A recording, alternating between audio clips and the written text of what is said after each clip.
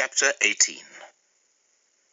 By the time I shed my costume and hung it in the wardrobe and dressed in my customary clothing, the light coming through the high windows had faded. I stepped from the tiring room and looked about and listened. The area behind the stage was deserted. Cautiously I moved across to the door of the property room. It was unlocked. I stepped inside and pushed it closed behind me, leaving a gap of a hand's breadth to let a bit of light into the windowless room.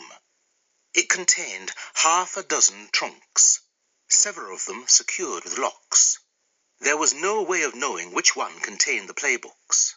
I had long since learned to look for the easiest way of pursuing a task. It would be far easier to look in the unlocked chests first, on the slight chance that one of them might hold the treasure. I raised the lid of the nearest one.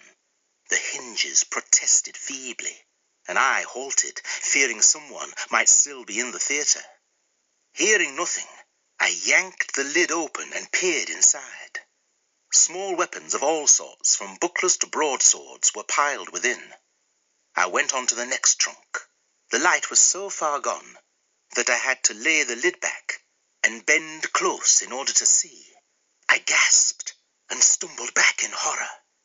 The trunk was packed with parts of human bodies. Bloody arms, hands cut off at the wrist, severed heads with staring, sightless eyes. I knocked against another chest and sat heavily down upon it. Holding a hand over my mouth to muffle my frantic breathing, I gaped at the trunk, as though the awful contents might crawl from it.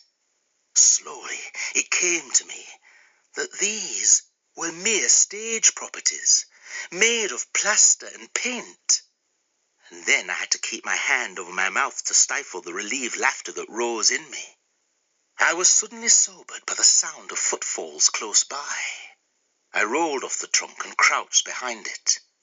The footsteps approached and halted before the door of the property room. For a moment, there was utter silence. I held my breath.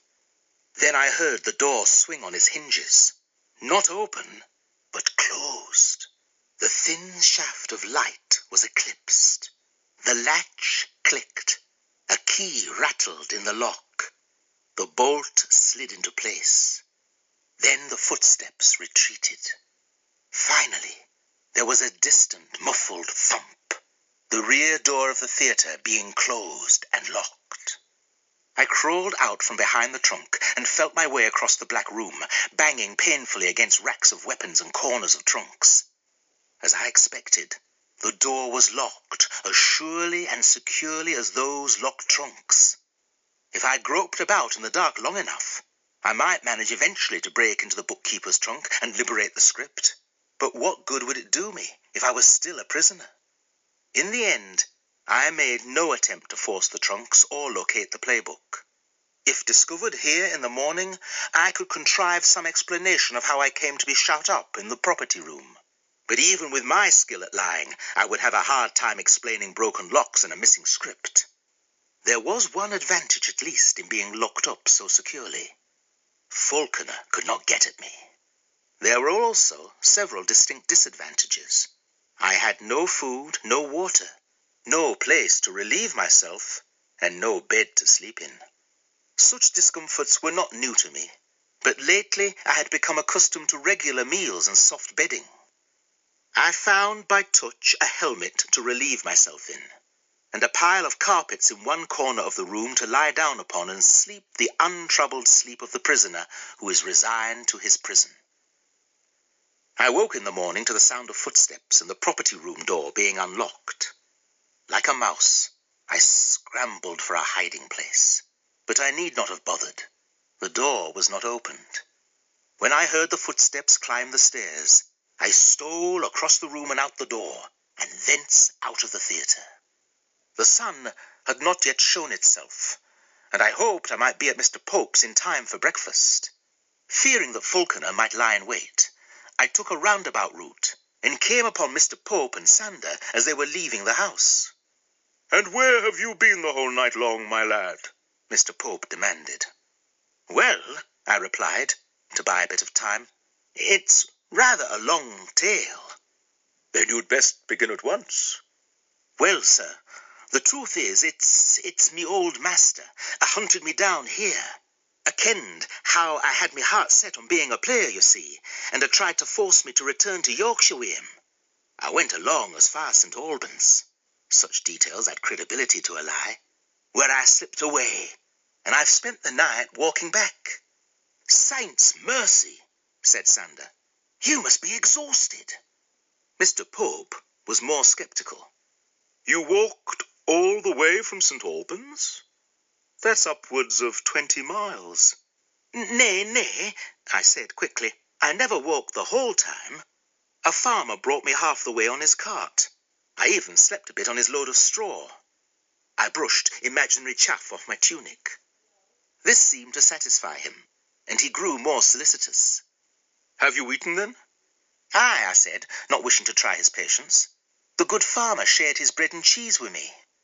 Would that I could have lied so convincingly to my complaining stomach. As we walked on, Sander hung back and whispered, I didn't tell him you were gone. He just noticed. He was anxious about you.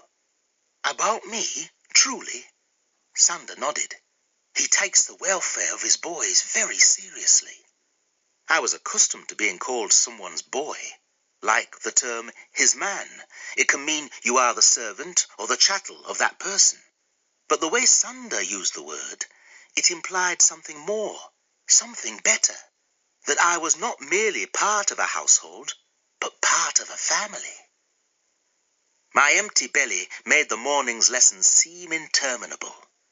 We were well into them before Nick appeared, looking as though he'd slept in his clothing, and at the same time as though he hadn't slept at all. Mr. Armin left us to perform our passatas and drew Nick into a corner, where they had a lengthy conversation. As their tempers mounted, so did their voices. I'm not a child, Nick was saying. When will you stop treating me as one? When you stop behaving as one. Drinking and gaming until all hours is not the mark of a man. Neither is wearing skirts and prancing about the stage like a woman. Ah, that's it, is it? You feel you're ready for men's roles, do you? Well, Nick hesitated. I'm sick of playing a girl, that's all. He rubbed the stubble on his cheeks. And I'm sick of being thought a callow boy wherever I go because I'm forced to shave my beard. So, you feel you're ready to move from prentice to hired man? Are you quite certain you've learned everything you need to know? Nick's voice faltered. Perhaps not everything. No, I think not. Come, let's try to fill in what you lack, so that when the time comes for you to play a man's part, you'll be ready. Mr. Armin glanced at the three of us, who had been eavesdropping. You lot have far more to learn than he does, he called. Get back to work. 50 more passatas. As we thrust over and over at the unyielding wall, I whispered to Sander, And Nick is so much of a trouble. Why do you not give him the chuck? Sander gave me a puzzled look. The chuck? Aye, throw him out. Sander stopped to wipe his brow. Would you throw out your brother if you had one? I don't have one, but if you did. That's different. Not really. Don't you see? The theatre is a sort of family, and like him or no, Nick is a part of it. A few weeks before, I would not have understood his meaning, but now I felt I did. Besides, Sander went on, he's having a bad time just now, that's all. He'll come around. Perhaps, I said doubtfully.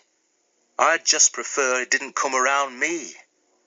Later, as we were on our way downstairs, Will Sly stopped me. Mr. Hemmings wants to see you. Me? Do you know another Widge? He's in the property room. The property room?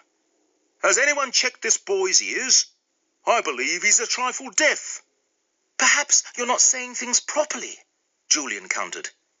You haven't been drinking, have you? Will grinned. No more than usual. Ah, that's the problem then. You've not lubricated your jawbones. I was not in a mood to appreciate their jests. What business could Mr. Hemmings have with me, particularly in the property room? I could think of but one possible topic, and it was not one I was eager to discuss.